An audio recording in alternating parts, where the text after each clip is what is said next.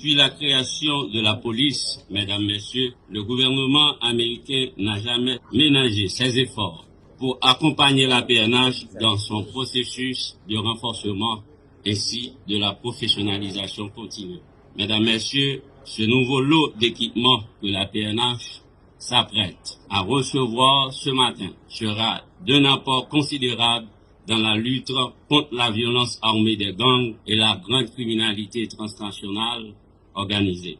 Mesdames, messieurs, ce lot d'équipements comprend 9 véhicules, dont 7 de marque Toyota et 2 de marque Ford Explorer, Yon Lowboy, 2 loaders, 2 camions, 600 fusils et 2 autres engins lourds. Conscient des nombreux défis de tous ordres auxquels la PNH se trouve confrontée dans son processus de professionnalisation, je ne puis que saluer la qualité de la coopération des États-Unis au profit de la PNH. Mesdames, messieurs, une telle coopération traduit l'engagement renouvelé du gouvernement américain dans le renforcement de la police nationale d'Haïti. Excellence, Monsieur l'ambassadeur des États-Unis d'Amérique, j'ai toujours prôné une gestion basée sur les résultats et cela assorti des moyens nécessaires pour l'atteinte des objectifs visés à court, moyen et à long terme. Cette approche se résume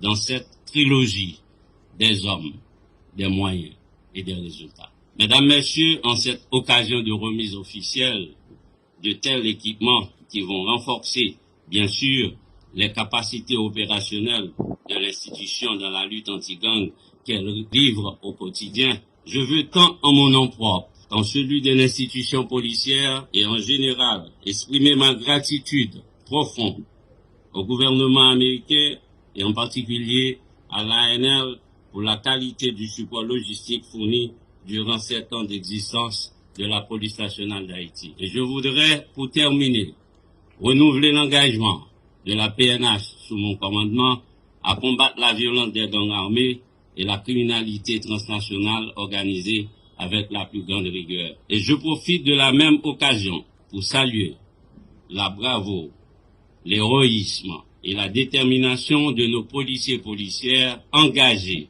sur plus de 20 fronts pour que nous puissions résoudre la crise sécuritaire qui ronge le tissu social haïtien. Et je donne la garantie que de tels équipements, comme a si bien dit Monsieur l'ambassadeur, seront utilisés exclusivement au profit des efforts en cours visant à rétablir le climat sécuritaire propice à redonner à la population haïtienne son premier parmi tous ses biens, la sécurité, la sécurité. Ensemble, la police nationale, aidée par toutes les forces vives de la vie nationale, nous y parviendrons. Je vous remercie.